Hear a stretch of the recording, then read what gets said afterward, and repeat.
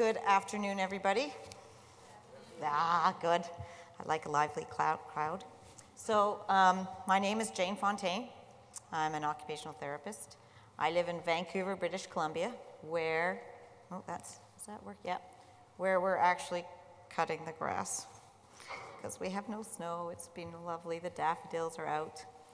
So, that's been pretty nice. Someone was supposed to introduce me. I even know who it is, but he doesn't seem to be here, so I'm going to, I'm just watching, count the number. Oh, so he has some things he has to do. You all want the CEU code, right? Do I give that at the beginning or the end?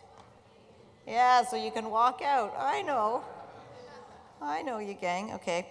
It is IC, oh, look, they're all, IC, I'll give it again if someone needs it, 06898. Oh, it says to announce it at the end of the session. Uh-oh, don't give it before the session starts. Oh, should read the instructions, I guess, first. Oh, well, that's why the moderator is late, so I can't do anything about it. You'll notice that I'm actually a fairly informal. It's hard to be informal in such a big setting. I don't like this big room. I'm more intimate. I like more interaction, so hopefully I can do that.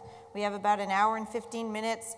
I'm open to questions. Please stand up. I'm going to have some volunteers, so it's hard to be a hands-on in this big a group, but we'll see where we go.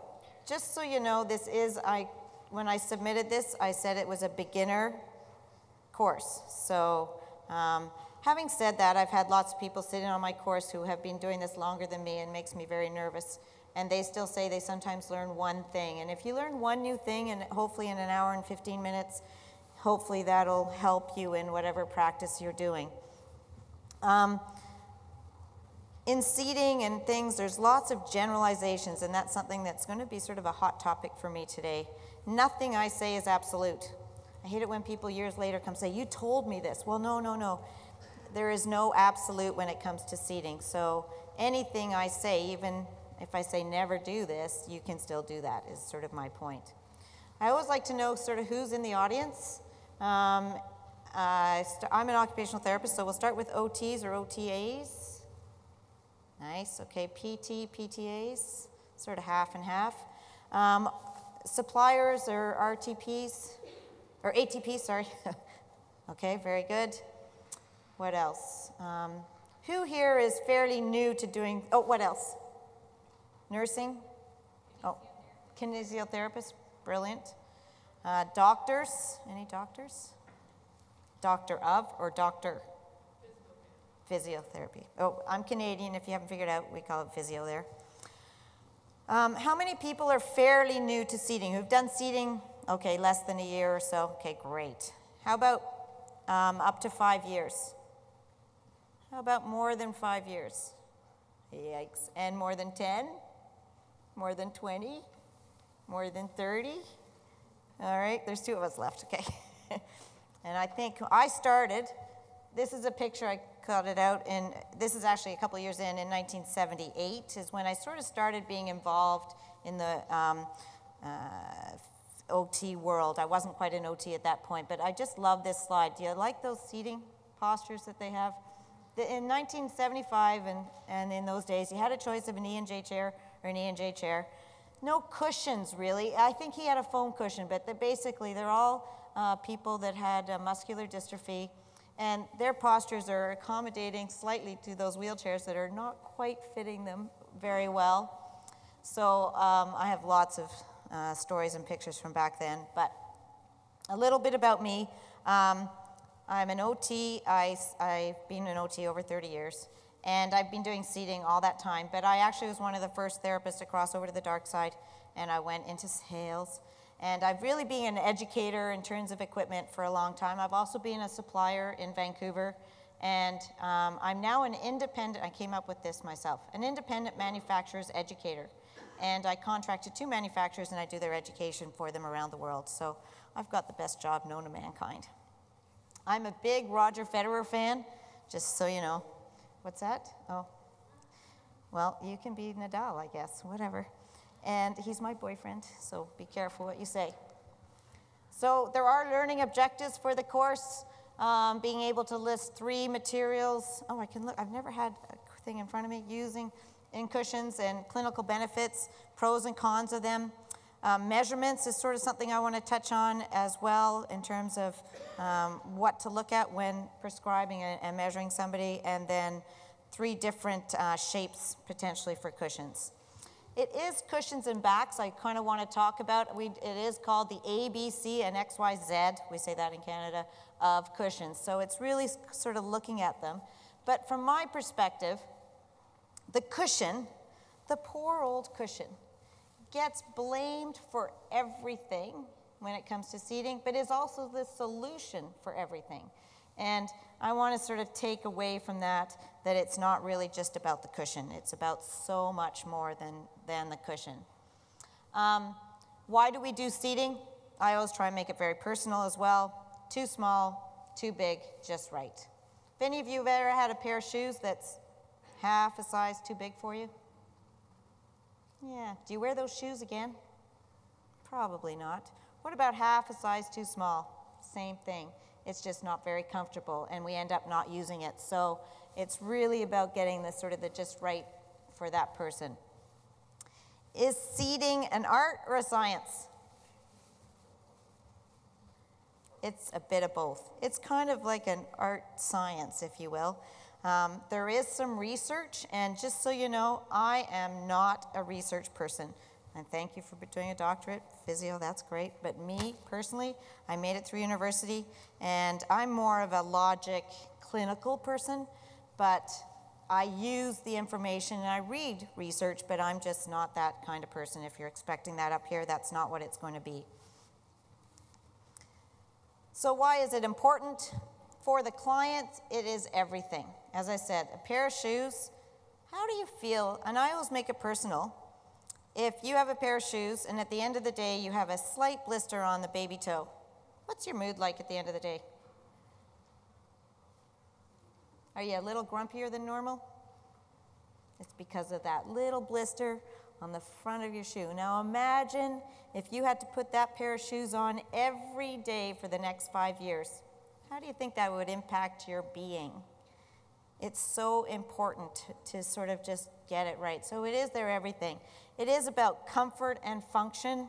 It's about posture, independence, prevention of skin issues, all those things. But ultimately, to me, it's about comfort.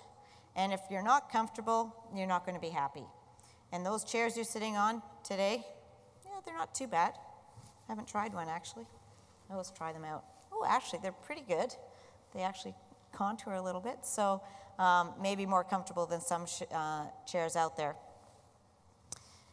I'm going to be talking generally about equipment, but sometimes you can have the best equipment known to mankind, and if it isn't the right size or not set up correctly, it can be the worst equipment for them. So it's all about the setup sometimes. How many of you have changed one thing on somebody's seating and then 10 other things were affected? And you go from just this one, could you just fix this armrest? And then suddenly, kaboom, everything goes wild. So you need to look at the whole person. And clients aren't perfect. I don't know why we expect clients to be perfect. I ask this question a lot of the times. How many of you have gone to physical therapy for an injury? Put up your hand. Keep your hand up if you're given exercises to do. Keep your hand up if you should still be doing them. And keep your hand up if you do them.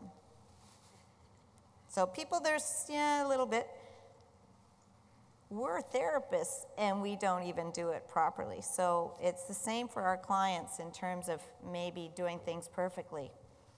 And money, I know, is part of the issue. I'm not going to get into money today, but I know it's part of the game and we can't ignore it completely. But I do think about what would I want, and I'm going to try and fight for that person. How many of you have received a referral from a physician saying, could you go and change this person's cushion? They have a pressure ulcer. Okay. And do you go? Or should you respond, no, I need to go and do a full seating assessment? Right? Oh, I've got an expert here. What are you doing here, Barbara? In fact, you can help me because I'm going to be using some of your stuff. So my feeling is you should answer no. You need to book an assessment. Yes, you should go in, if they're in the facility or wherever you are, go and look at their cushion and make sure that it's actually in correctly. So sometimes it's in upside down, backwards, sideways. Sometimes it has a cover that doesn't belong to that cushion at all. Sometimes there's 5 cushions on top of that cushion. So go and look at that. But don't go and change the cushion. You're doing them a disservice. Because you have to, first of all, find out, sometimes go change the cushion and the ulcer is on their heel. I mean, it's so ridiculous. So you need to do a full assessment and look at them. I once had a client who came into the seating clinic, had a pressure ulcer. In those days, as soon as you had an ulcer, you stayed in bed and you lay there until it healed. And then eventually he would start to get up and he would break down again. So he came into seating clinic. It's time we get you a new power tilt recline chair. He couldn't do his own weight shifts. And it's going to cost, $20,000, $30,000, whatever it was at the time. And luckily we said, we need to look at all your surfaces. And we're an outpatient clinic, but could you bring in your commode chair? And he literally brought in his shower commode chair the next time. And shower commode chair with that hole at the back. The upholstery had ripped. There was a lovely piece of wood sticking out. I wonder where the pressure ulcer came from. We could have spent $20,000 and never solved the problem, because as soon as he started being upright, he also started to use his shower commode chair. And so we had to fix the shower commode chair. Now he's at huge risk, so we had to still go ahead with that seating system, but we solved the problem. And that's the thing with pressure ulcers, if any of you work, it's really ultimately finding the cause first. And if you can't find the cause, you can't solve the problem. And it can be as simple as a commode chair, but it isn't necessarily. This is the seating assessment process. I have tilt to it, yeah. And I'm not going to go through it all. I am going to touch on a few things because I think it's important to understand this process to get to where we're going to get to. To me, the pre-mat assessment is the most important. Nothing worse than ordering a power chair and it doesn't fit in their van that they just bought. So you need to know everything about that person, where they go, what they do, etc. There's various seating assessments to go through, but I really, really find it's the most important part of the seating assessment. I just look and see what I said. This I'm just going to skip over. Then it's the ulcer, as I said, is finding the cause. And I have sat with people sometimes and I couldn't figure it out. It can be from sitting, it can be from the bed, it can be from the commode, it could be from a bad transfer. I recently met a woman who had had a surgery in order to fix her skin, and she knew her cause. It was nutrition. She said, I had the flu, I didn't eat properly, and that's what developed my sore. And so we could change all her seating. It had nothing to do with that. It was nutrition, which I think is becoming more and more talked about as we go through. It could have been a long plane ride, so there's so many things that it potentially could be. As I said, nutrition. And I actually went to a course on seating and ulcers, and one of the lecturers who has been doing this for years and how important nutrition ends up being. I'm not a nutritionist, but if I was working with somebody with an open sore, I might actually get them involved, because she had actually had breast cancer. She had a wound that wasn't healing. She's a therapist, wound care. She didn't sort of look at herself, as we never do. And suddenly she went, oh my gosh, I should look at my nutrition. And after she changed her nutrition, started eating more protein, vitamin C, etc., her wound healed after being open for months. It was really sort of, wow. It was an eye-opener for her. If there's one thing, I think I put a little thing here, yeah. I read just recently the beginnings of ISS. I've been going to ISS since 89 was my first one. And really at the beginning it was to exchange information. So hopefully one little bit of exchange information today is some of the resources. And you've probably heard of NPUAP and maybe the Canadian Association of Wound Care. How many people here have heard of PMAT, the Pressure Management Assessment Tool? Barbara, perfect. It's a great tool. If you are working with somebody that has an opened wound, it's an 18-page assessment. It's not short. but it is comprehensive. And if you want to get the information, this is the girl's email address. Her name is Jennifer Burt out of Manitoba, or Winnipeg, Manitoba, and she will share her information with you. And she just likes to keep tabs on who's getting that information. But it's a very, very comprehensive assessment tool, and you can adapt it to your own needs. But it's really looking at the 24-hour care of somebody as opposed to just looking at their actual sore and dealing with that on a sort of limited basis. And that's just sort of a picture of it, and if you need it at the end, I'm happy to share.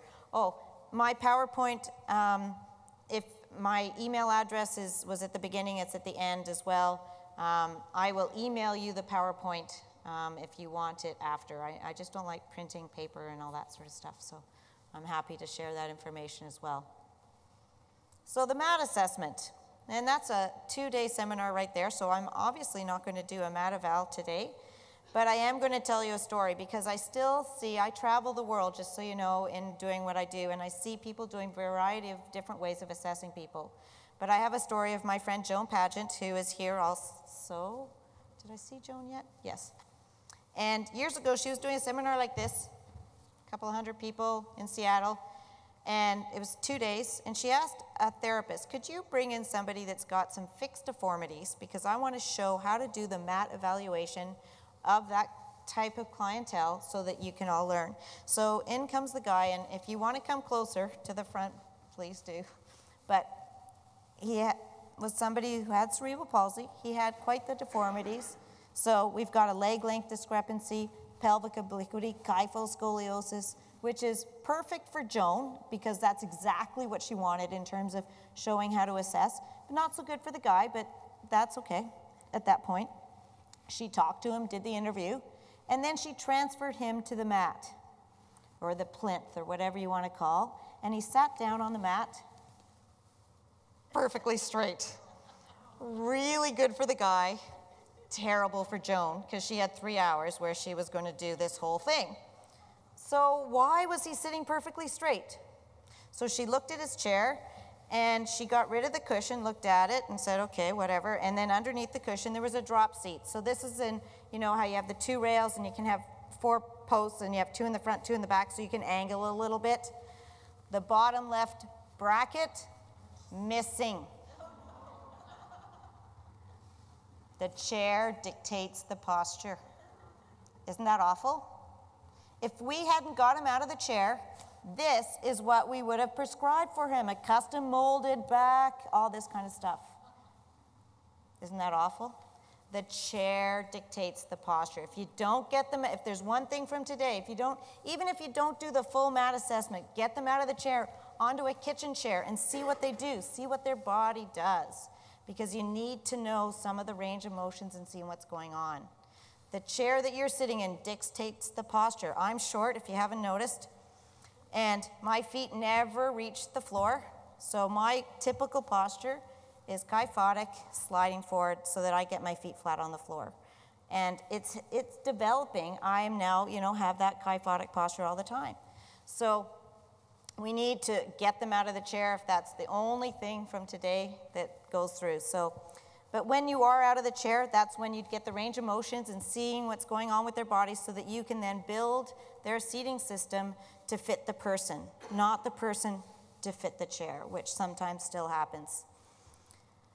Here's just me, if you've never seen, some of you are fairly new, a seating eval, where you really want to do it first with gravity eliminated so I can see what's going on with the pelvis, how much range it goes, same with the hamstrings and knee flexion, etc. As I'm doing this, I'm visualizing the shapes that I'm going to end up with for this person. And this is my friend Steve, and he's C7, a person with spinal cord injury at the C7 level. He can get really good posture. He can sit up nice and straight like this, but he's totally non-functional in that posture. So he has to have that stability for his function. He's a very independent. I may or may not have time for a case study of him at the end. I just don't know. We'll see how it goes. I just saw him more recently, actually, where he actually had a small open wound, so I needed to just reassess him. And one of the things, if you have the advantage of working with somebody for a long period of time, it's really nice to look over time how somebody does. Because you'd look at him and go, wow, that's pretty bad posture. But in fact, it's exactly the same as it was about 20 years ago. So I'm okay with that. So it's pretty well the same. Then the next thing is to measure it. And this is, I'm pointing to Barbara here at the front, because actually, I think, let's see what the next slide. Oh, look. So I didn't know she'd be here in the audience. But here, Kelly Wall and Barbara Crane, sitting here in the front, have developed, I could have her come up and do the rest of the talk. Do you want to do it? But clinical application guide to standardizing wheelchair seating. And please correct me if I'm wrong, but one of the things over the years is that we have all used different terminology for the same thing, and it can get very confusing. And the analogy I use, and I could be wrong, and Barbara could correct me if I'm wrong, is when we measure as therapists knee extension. This is 90, this is going up to 180, correct? I don't know, because I took school 30 some odd years ago. What are the front rigging hangers numbers? This is 90, 80, 70, 60. Wouldn't it be nice if there was some coordination between all that information so that the information you have as a therapist can coordinate with the system that you're going to? And is that kind of one way of describing it?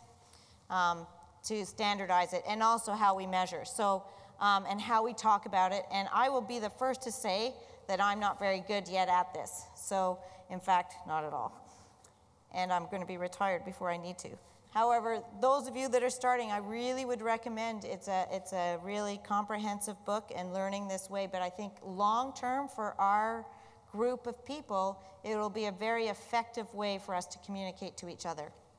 So there's body segments and different ways of saying things, and these are your typical measurements that you would do in a seating assessment. And I'm not going that today, I'm just letting you know all about it. And different ways to then describe the materials and the shapes and the widths and the depths of the cushion in the back. So I'm going to try and incorporate some of those today, but I'm not very good at it. But we'll see. One of the things, though, I talk more about is functionality. When I started, and it still happens today, often chairs are too wide for people.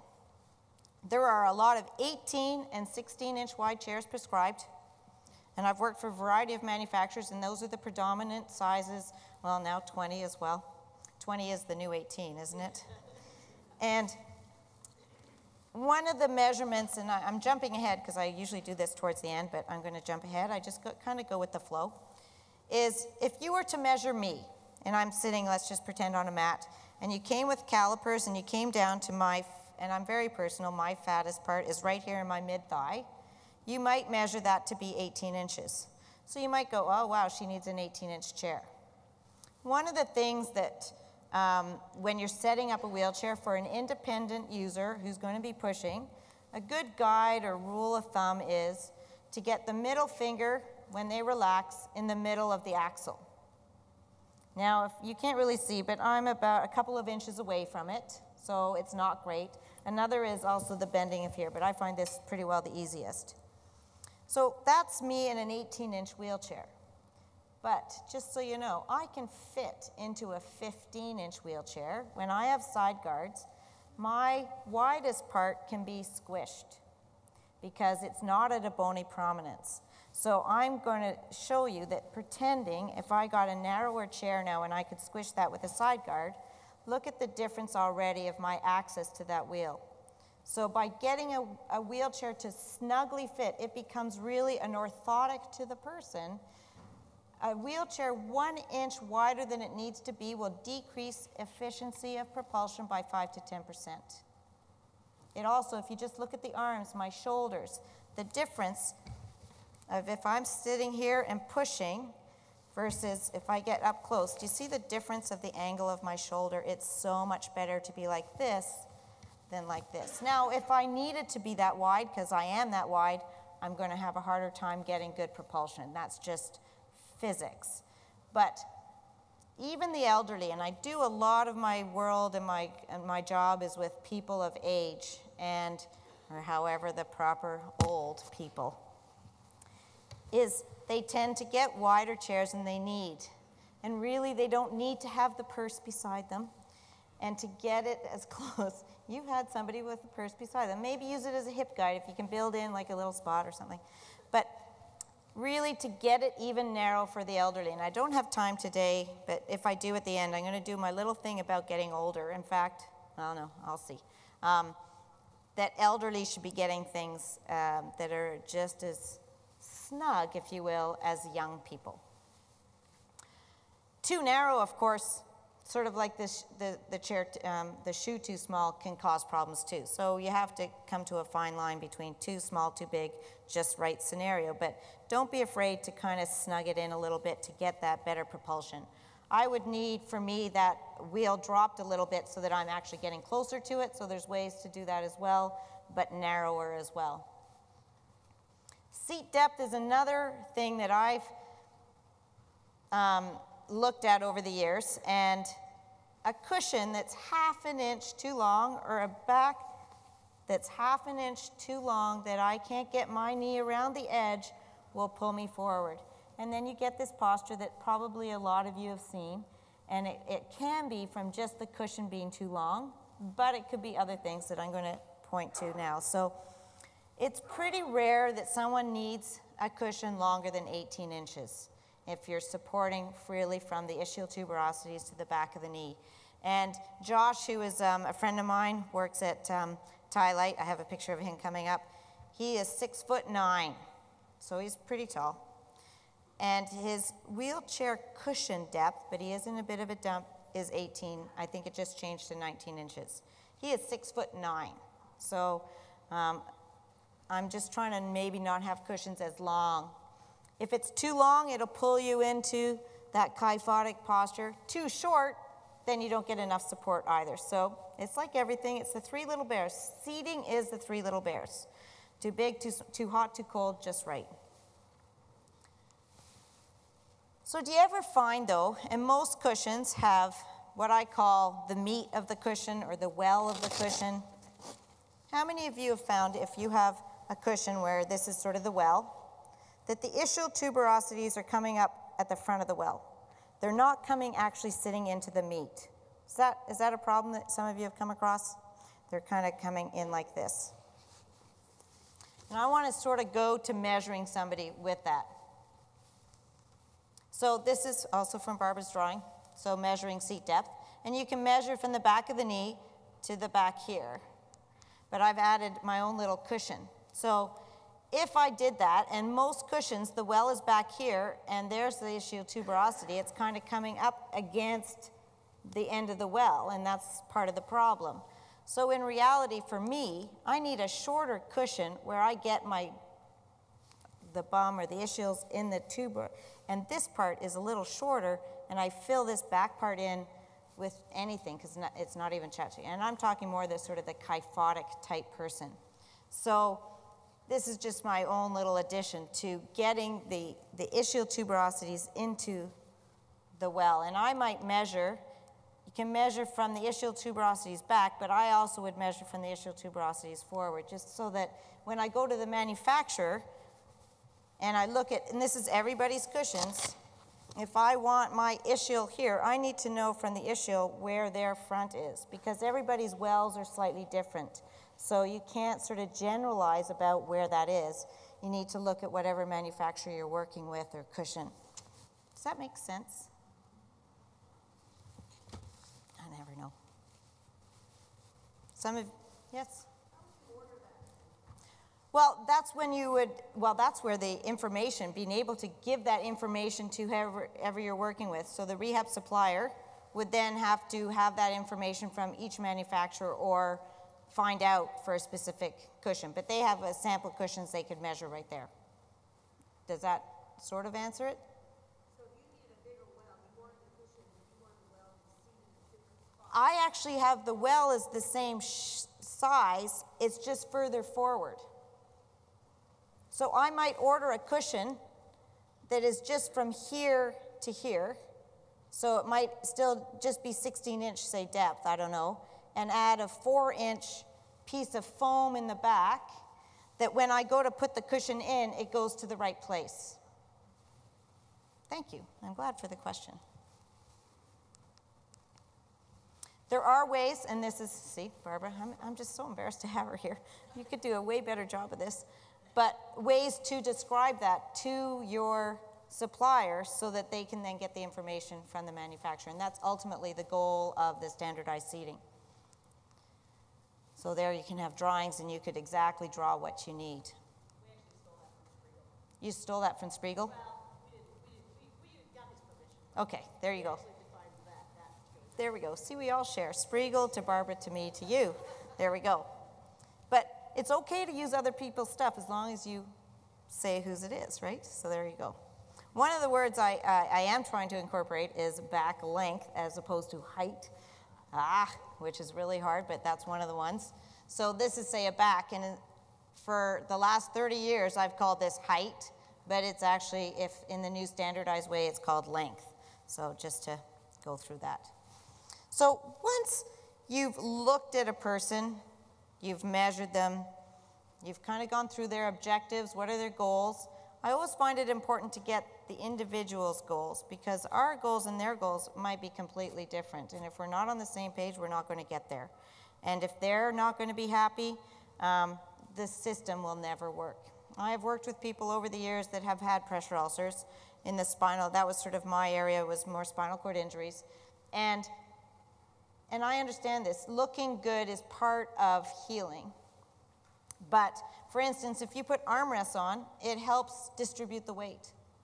But the client then says, well, it's not nice looking to have armrests. I don't want armrests. I go, well, what's your goal? To heal my sore. Well, maybe you want to use some armrests at least until the sore is healed. So it's really sometimes a negotiation, but it's important to know what their goals are as well. And then I think as a group, we tend to go from objectives and goals right down to possible products. And in theory, as a therapist, we should be listing what we need for our client in terms of properties. I need a cushion that is this wide, this deep, but it has these properties, and I'm going to go through some properties rather than right to the product. So, is there a perfect cushion for everybody? No. Great. Sometimes I have lots of analogies, but wine is one of them. And, you know, I could love a certain wine that's, say, really cheap or really expensive, and you could try it and you could hate it. So it's very personal. And cushions, the other thing I think that we as therapists, when we go in the trade show here, you're going to try a bunch of cushions, and you're going to sit down on a cushion, and you're going to say, oh, I like that, or oh, I don't like that. How long have you sat in that cushion to make that determination? I don't know, 30 seconds, maybe a minute. And our clients are using it for 10 hours a day. You cannot assess, first of all, our bums are different than our clients' bums, but I call them bums, sorry. And you cannot make a determination about a cushion in 30 seconds for yourself or for your client. I think it's really important that they try it.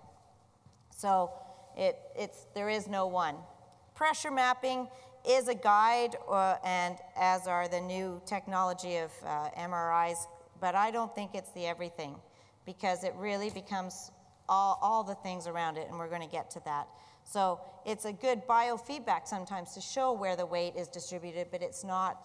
I might have somebody sit on a cushion that they don't actually pressure map as well, but they're more comfortable and they can transfer. And maybe long-term sit better on it than one that they pressure map better, but they don't like it, so they're not going to use it. It sort of depends on so many variables. There's different ways of setting it up and different shapes and sizes. Go through the trade show there. I'm constantly learning, and I'm going to make some generalizations, but my point is you shouldn't, because you can't make generalizations about any one material or product. You can redistribute, and that's the most common way with any cushion. Pressure equals force over area. I never did take physics, but I now teach it. So if I stand on 1 foot, all my weight goes through that area. If I increase the area, I decrease the pressure. If I have a cushion that's way too short, all my weight's going through that short area. If I increase the area, I decrease the pressure. If I have my foot plates too high, I've now increased the pressure. It's just all about distributing the weight. You also have offloading, where you actually completely offload under the ischial tuberosities and take the weight somewhere else. That's another way of doing it. There's also even alternating pressure, where there's cushions and that actually alternate, so you're moving. So there's different ways of getting at trying to position or pressure relief, and in my day we called it pressure relief, pressure redistribution. I'm not sure what the correct term is today. Barbara? Oh no, it's okay. Pressure management. So there are goals. Generally, you're looking for comfort over time. You really need to look over time. Provide stability and balance, pressure management, positioning and function. I'm going to say those are sort of the main purposes of cushions. But there's so many properties, and most cushions have these properties. It's just, which is most important for your client? Is it the weight?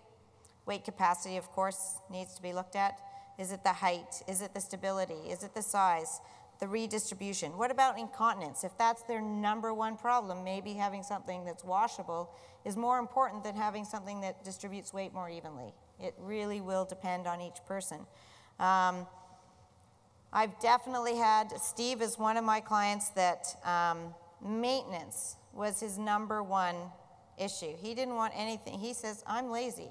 I'm not going to take care of anything. So I don't care how I sit. I need it to be easy to look after. So that's fair enough. That's what his number one goal was. Can I customize it? What are the cover properties? All these things you need to almost look at and decide which are the priorities for your individual client.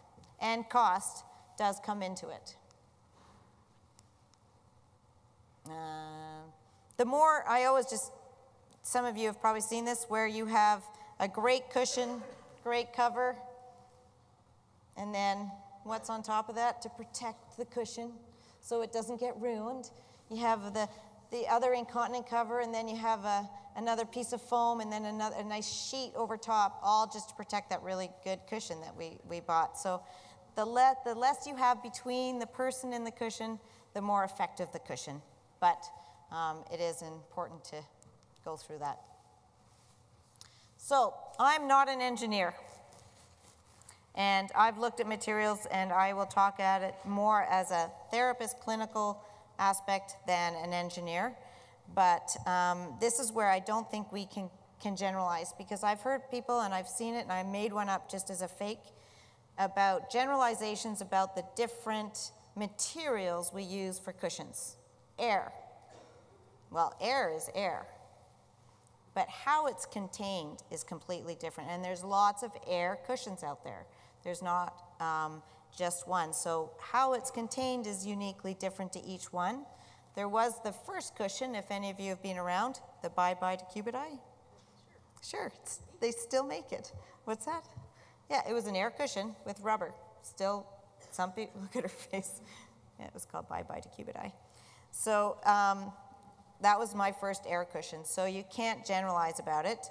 But generally speaking, people will say it's hard to maintain. That would be one of the cons. The pro of air, in theory, if we're doing generalizations, tend to be the ability to immerse into the material more than some other materials, or envelop. So that would be sort of a pro and a con. Visco fluid, and I want to actually, yeah, I'm going to jump to foam and then come back to visco fluid. So foam also gets, for me, a bad rap. Foam, you cannot generalize on foam. And people tend to use the word density incorrectly. Density is really the weight of the foam and generally equates to the quality. So you can have a very high quality foam or high density foam that's very soft, or a high density foam that's very hard. So density is not how hard it is, it's really how good it or the quality of it. And if you bond different foams together, it'll work differently than just a flat piece of foam. So you have to look at that. And I had another thought, sorry, it'll come to me. When you're old like me, you suddenly forget. Anyway, I want to get it, sorry. Foam matching. It can, one of the pros of foam, I'm going to say, is that that's not what it is, but I'm going on, is it's inexpensive, generally speaking, compared to maybe other materials. Downside is people say that it doesn't last long. Is that sort of a generalization? They say foam doesn't last long. So just so you know, years and years ago, I sold a foam cushion. It was called the Ultimate Cushion. It was a really good cushion for its day. It's long gone. It stopped being made in I'm going to say 91-ish. And I just actually provided a wheelchair for somebody, and he's still using his Ultimate Cushion, foam cushion 20 years later. So if foam is protected well and it's of high density, it actually can last a long time. But as soon as it gets, one of its cons is as soon as it gets wet or dust or sunlight, it will deteriorate more quickly. So those are the pros and the cons, but having said it doesn't last long, I've had experiences where it does, and so the same with any material. I actually always talk a story about Duncan, who was one of the inventors of quad rugby, or murder ball, and he gave a talk at ISS in Vancouver. He was one of the keynote speakers on the second day. And Duncan's been a friend of mine for a long time, and he's a person with quadriplegia, C6. And he gets up there in front of the stage and he goes, I don't know why they invited me to talk at a seating conference because I sit on 2 inches of flat foam. And that's what he's been sitting on for the last 30 years. So we have all this great equipment, but sometimes something simple is perfect for somebody. Now today I would never prescribe that to somebody, brand new injury, 2 inches of flat foam. Are you kidding me? One of my lines is that I've had everybody break down on every material, and I've had everybody heal on every material. And when I say heal, I feel like one of those people, you know. There is nothing, to my knowledge, unless there's another product out there, and I don't know everything, that's in cushion that goes up into the skin and heals it. The cushion doesn't actually heal. It might help redistribute, and it might be good for heat and moisture, but it actually does not have a medication in it for the internal body to heal. Correct me if I'm wrong. Viscofluids, the way I try and describe that is more like it's a toothpaste, and this is where I'm not an engineer, but it's sort of it's a fluidy material that has to be contained in something that when you sink in, it sort of pushes away and takes your shape. So there's different ways of materials to get that viscofluid. If we're doing pros and cons, I would say one of the pro is that you can immerse well into it. A con is it tends to be heavier. But perhaps there's a viscofluid that I don't know about that's lighter. So that's what I mean. We can't generalize. And I won't make blanket statements about any product. Polymer gels tend to be more that sort of more solid material that you don't immerse as well into, but it's cooling. So that might be a really important feature for somebody. But perhaps there's a gel that's not as cool, or cool. Another ones that have been out there, water. There have been water cushions in the past. Really good in terms of immersion, really bad because of weight, and if you puncture it, you know, it's kind of history. As I said, there's alternating. There's new materials. There's Brock composite material, which is also a new material being introduced. Within the foams, I know also reticulating foam is another material that's being used. So it's unending. There's pros and cons to each one, but it might be different for each person. Does that make sense to everybody? I'm hoping I'm not sort of... I made up this sample because I've seen similar things, but I don't agree with this. I don't like looking at this and going, well, air, it's good, but it's bad, because it might be really good for some people and bad for others in certain cases. So I just did that as an example. When you are looking at all these properties, there are clinical implications, like the thickness. Maybe if you have somebody that's a foot propeller, you need to have a thinner cushion, so that's one area. The pre-ischial bar, if it's very aggressive, I might have trouble transferring out but I get a really good position, so I need to sort of balance those things out. For me, the weight is a really important one. If somebody is transferring a lot in and out of their car or wherever, and they're lifting it in and out. Over time, I do this with wheelchairs. If any of you are coming to my talk next about wheelchairs, how important the weight of the wheelchair and the weight of the cushion for certain individuals can be. But if a cushion weighs 3 pounds and some weigh 10, say, I have no idea the numbers, 7 pounds difference just in and out of the car, that's 14 pounds right there on my shoulder that can have a big impact. So weight might be a big issue. Comfort, it's a subjective thing. And so we use everything else to create comfort, but ultimately that's my own thing. But it will lead to acceptance. Did you know that 30% of the equipment we prescribe is not used? That's a lot of equipment. And part of that is the client not wanting what we're prescribing. So it needs to be sort of looked at and followed up. I know some of you don't get a chance to follow up, and I find that that's a real shame. When I was practicing, I actually started phoning people 6 months later after I discharged them because I wanted to know that if the product I was supplying was actually being used or what had happened to it and why it wasn't being used. Was it broken? What was it? So I do think follow-up's a big part of it that we don't always get a chance to do. And then maintenance level. If you're lazy, you got to have something that's going to be easy to take care of. That's just what it comes down to. And some of us are lazy. Does everybody go to the dentist and then say, I'm going to floss for the next, 6 months every single day? And then you go to your dentist and they give you a hard time? So back supports. How important is the back support? I've sort of been talking about the cushion, but what about the back? Does it sort of just get, oh, it's a back. Here we got we really focus so much on the cushion, and the back is sort of this sort of extra little thing that we just order a back and there it goes. So I went to a course where we were just playing with pressure mapping, and we had a client that was very willing to let us just play. He wasn't there for treatment. He was just letting us use him, so to speak, to educate ourselves. He actually sat on a Ride custom cushion, which is one that completely offloads your ischial tuberosities. He'd actually had skin flap surgery. He was at high risk. The Ride was working perfectly for him. And when we pressure map him, you can see that under here is ischial tuberosities, absolutely nothing, which is exactly what you want. But for us, we wanted to just experiment, so we tried him on a whole variety of cushions. It was more for us to learn. So this is, I'm just showing you one, but this is J-Fusion. It doesn't matter which cushion. We tried him on 5 cushions. He mapped perfectly on every single one. And we're all, in fact, he's sort of going, wow, why do I have this really expensive cushion if I'm doing really well on every single one?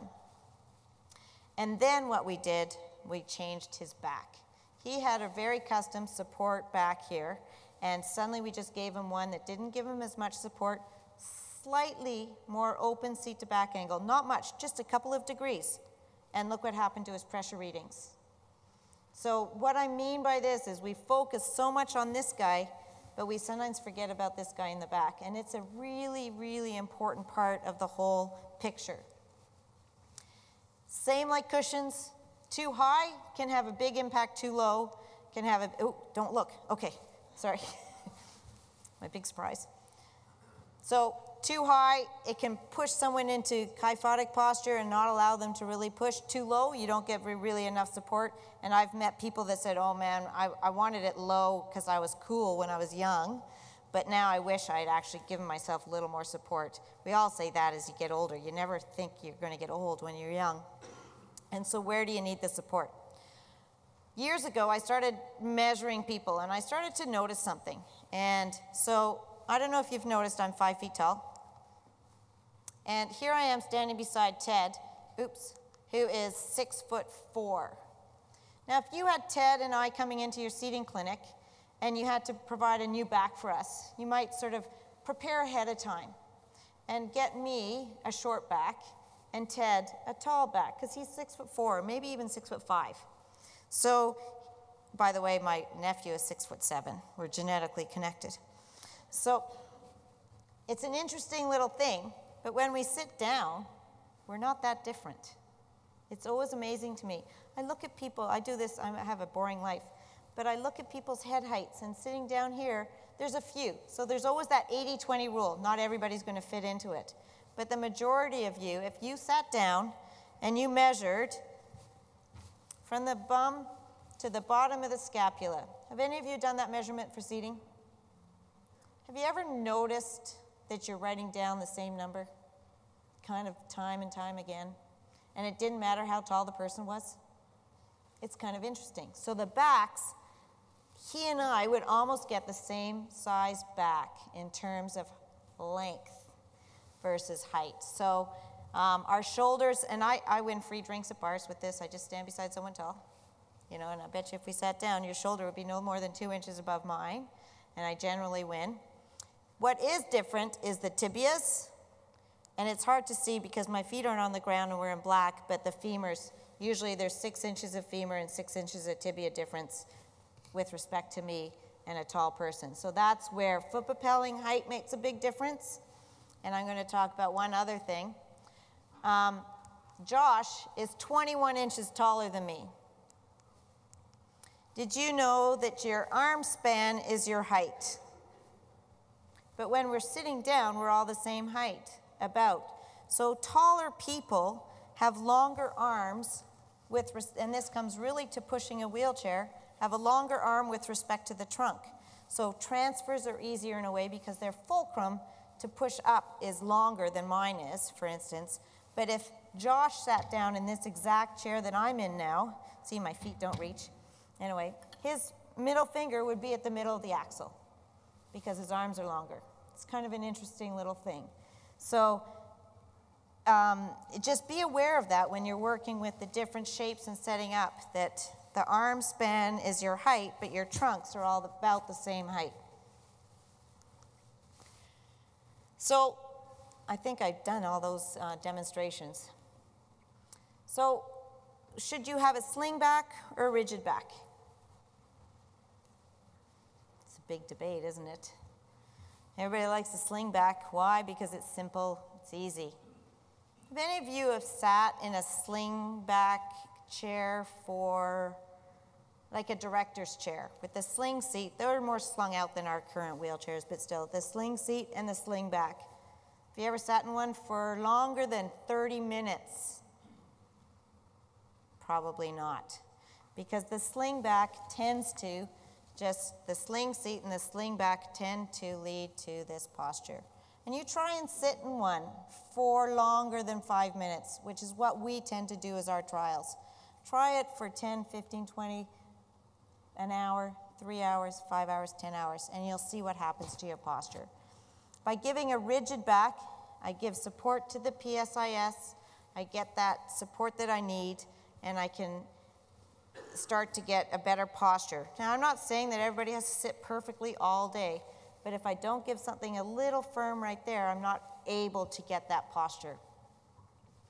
The other thing you can play with a little bit, and you sometimes can with wheelchairs, is then the seat to back angle, opening it up a little bit for people that want it open, depending on their hip range, and lateral support. So that's potentially why you might more want a rigid type back support. So as I said, too low, you don't give enough. Sometimes pelvic support can lead to instability. Having said that, I have clients that have very low ones and they've done very well. It all depends on the person. There is no generalization. Too high, you tend to limit the arm function and force the trunk forward into that kyphotic posture. And it can often lead to that sliding out of the chair, which is probably the number one referral that you have. Pressure ulcers and someone sliding out of the chair, I'm going to guess. In terms of possible properties, almost like the cushions, you have weight, you have height, you have sizes, you have different shapes, removability or not removable, angle adjustability, biangular, so where I can do this kind of to the back or let this sort of bum go out, if you will. Comfort is a very important feature. Weight capacity, lateral supports, pelvic support, all those things are various possible products that or properties that you might be writing down for each client. And then there's different materials, just like cushions. So the originals, we had upholstery. There's tension adjusted upholstery, where you can sort of try and give more support in one area of the upholstery. Wood and foam were the original seating systems, where you have wood, foam, and then covered with naugahyde, and still today, so it works for some people. Aluminum started to come out, carbon fiber, super lightweight, and then you can have various inserts to give that support where you need that support.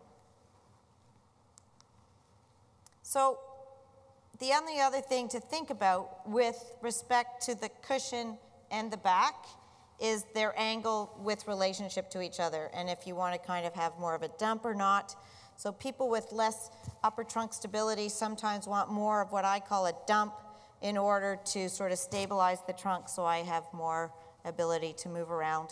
And so you don't want to go too much, because then sometimes it's going to be hard for somebody to transfer out of if they're doing an independent transfer. Sometimes you're thinking you're putting someone way into their pelvis into posterior pelvic tilt in order to get that, but it isn't. Their pelvis could stay the same, and it's just literally their leg coming up. I can't do it, I'm much too tight, but some people are very flexible, and so that's part of your assessment. This is a form that Joanne Yip, and there's various methods of this that people have also designed over the years. When you're in the middle of assessment, I find sometimes you're getting a lot of information, and it can get kind of confusing, and you get lost and you forget things. So I used to use this clinical reasoning worksheet, and sometimes I will divide it into body parts. So head, trunk, pelvis, maybe it's a foot.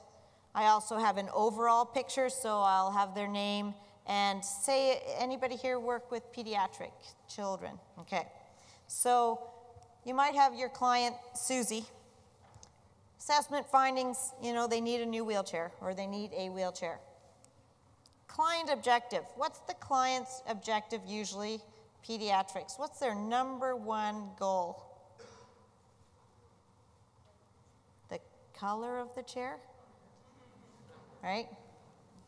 So I'm going to put pink. And if they don't get a pink chair, nothing's going to be happy. Those pink stickers are not the same as a pink chair. But, so that's their goal. What's the features? Pink chair. Product options, well then you can go to a variety of manufacturers and see who has a pink chair. And then outcome, you call them 6 months later, did you get your pink chair? So that's basically a simplified version of the same thing. I mean, you could do it with a pelvis. So what are my findings? They've got an obliquity. What do I need? What are my objectives? Correct the obliquity or not correct it? It will depend. What are my features that I need? I need a cushion that I can adjust one side to the other. I'm not naming the product, I'm naming what do I need. And just so you know, sometimes you can design things by mistake, and I'll just do a quick little history, because I think I'm supposed to leave time for questions and things. Many, many years ago, I did this very same process, and I had a client that had a pressure ulcer. He was a person with quadriplegia, and he needed a tilt wheelchair. But I said at that time, all tilt wheelchairs just had little wheels. This was, quite a while ago. He says, I don't want it. I need to push it myself. So in my product features, I want a tilt chair that you can self-propel. The other thing he said is, I want to tilt myself. Well, that doesn't exist, but I'll just write that down. Stupid. And write that down. And so then I go to my supplier and say, this is what I need. And in the end, a company built that chair for me, even though it didn't exist. And that's exactly what you need for cushions and backs, the same thing. Write down what you need, what's the sizes you need, what's the angles you need, the materials maybe that you think you need, and then match that to the potential product. There is a lot of really good product out there. I'm never going to say one is better than the other. There's just one that's better for that person than the other, and it's up to them to really help decide that. So really, I have a summary. I can maybe do a case study or not, but we'll see. It's up to you guys.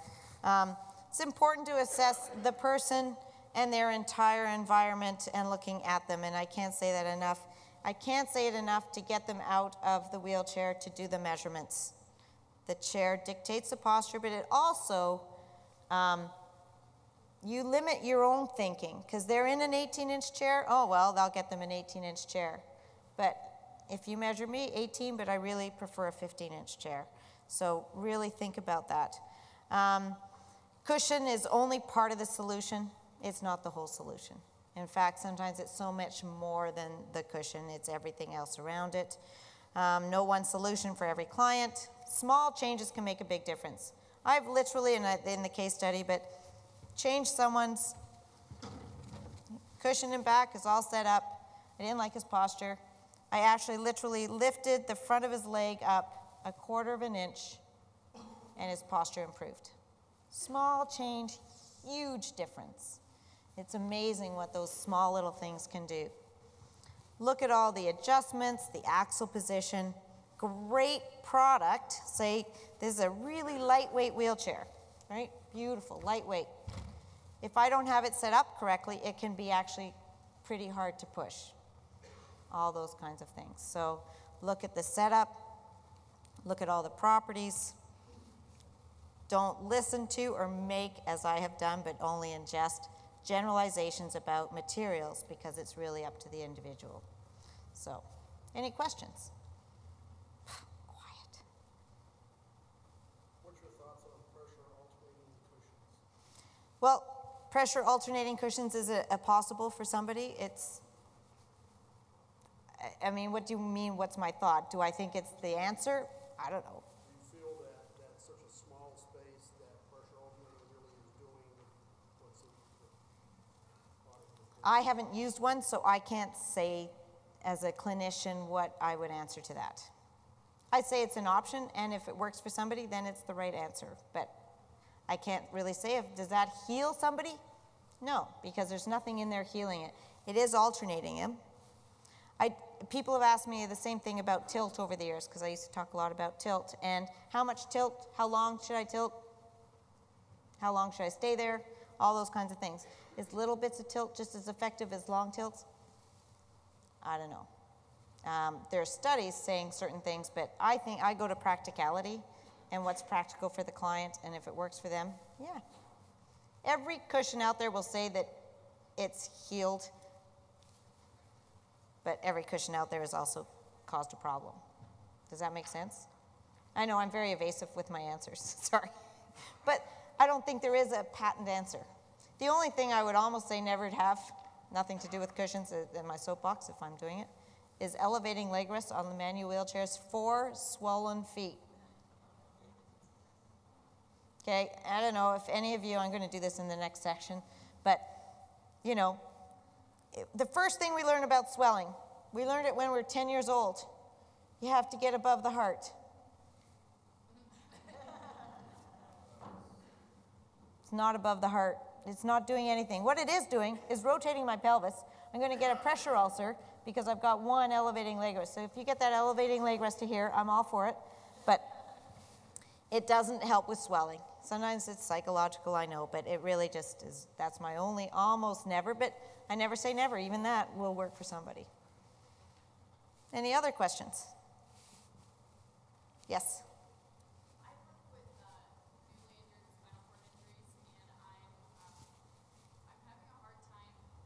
I know that they're going to atrophy for thinking about their seat width. Yep. And I know I want to get it as tight as I can, but sometimes I have a hard time either convincing them or even convincing vendors, or I don't know exactly how much to squish at that point. Right.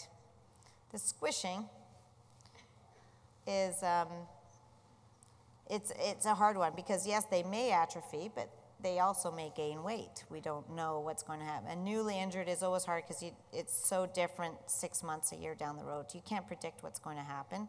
I would say I would look to, even in their short period of time, what they're doing, but squish where you can squish without force, too much force, and not on a bony prominence.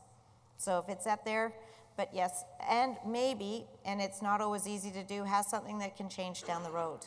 So a lot of, I have many friends who have been spinal cord injury, and they go, yeah, that chair that I got when I left rehab. I mean, as soon as I walked out the door, Alf came the anti-tippers, you know, and I changed everything. And so having something that can change maybe quickly down the road might be a better thing than deciding exactly. I know, it's hard to do, because then when you have something that can change a lot, it's different. Does that sort of answer? Yeah, I think that kind of has to be the answer because You never know. You never know. Yeah. There was some, yep. Speaking of you never know, I probably have the largest collection of packed up mats and cushions in my area because I've been known to buy inexpensive cushions, Yep. just pack them up just for seating. Just Yes. so You get down. custom make them from whatever. Yeah, you make them fit. Yep. It works. You're 90% of the way there. I know, they can't hear the question back there. So you're really making a comment that you have, I'm making a comment that don't be afraid. If you have the opportunity, buy inexpensive old cushions for that and hack them up.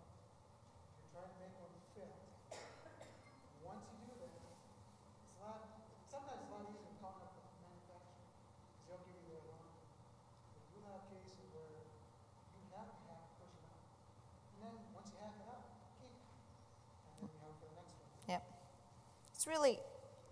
It's an art and a science, and it's putting it together. And yes, I work for a manufacturer, but we all have our lines, but question the lines and then play with it yourself is really what I have to say about that.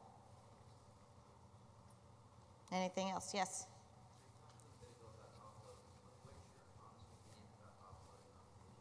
Oh.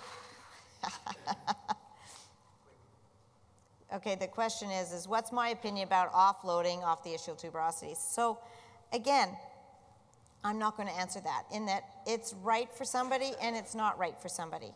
I'm not going to say it's the only solution that's available. It's one of, and you need to try it. Some people have tried it and say, I don't like it. For able-bodied people, it's much harder to make that judgment. It really has to be the user that is trying it and feeling it and whether it works for them or not. I think it's a very good solution, but I don't think it's the only solution. Does that, I know. Can you name a profile of somebody who might? Well, like Ed, who I did the thing with, he had a skin flap surgery, and he was at high risk, and so I might go to, and he worked very well with the completely offloading. So, but then I had another client who had the same surgery, and she uses, I can't remember, but it was a very basic cushion, because in her case it was the nutrition, it wasn't ultimately her skin. So, do you have a better answer? Probably don't have a better answer, but again, it's very individual. So I work a lot with folks with chronic spinal cord injury, probably the same you. Lots of skin breakdown problems, lots of pressure ulcer history, flaps. For those folks, you know, if a full immersion, good pressure distributing cushion is not working for them anymore, they've been using it and failed on it, then offloading is another option. And it might work, it might not work, but it's another possible solution for those clients. Or, you know, and you get some benefit of being able to do some postural support while not loading those highly sensitive ischial tuberosities. So you may be able to support posture a little bit better. Yep. Going up a little bit further, why I was saying that is that you seen offloading becoming a new thing here. Well, offloading is not new, so I saw offloading back in 1980 something, and But the internal pressure versus that's where we're getting more into, and I said right at the beginning, I am not a research person. So for me, the research on that has to be more practical than just looking at that. But I'm not versed in that enough. I think, as just exactly what she said, it's a definite option for somebody to look at. But it's not the only option, and somebody might not like the feel of it or the transfer from it, and so that's going to impact how they live. So they have to make that decision. Tool in the toolbox. Yeah, it's one of, but it's not the only. I don't think there is an only. There's no one right cushion for everybody, so that's the answer to that. Yep. Okay, there was another question back there. More of a comment. I think that offloading can be good and bad from the same patient, just in different circumstances. So I've seen offloading work great. Somebody got sick, lost a ton of weight, and guess what? It wasn't offloading when they were falling into the well. Right. And in that case, we got a sore from the cushion that was that one time helpful. Yeah, that's the other thing is changes, and you know the best cushion in the world can be a problem if it's not set up right or changes or whatever. So yeah, you have to maintain. I think that's my time. Oh, did you get here? There's oh, by the way, that's my boyfriend winning a couple of years ago at Indian Wells, and that's my email address. My boyfriend being Roger Federer, for those of you that missed the beginning. Anyway, and you don't like Roger Federer over there? No, okay, whatever. So thank you very much, and enjoy the rest of the conference.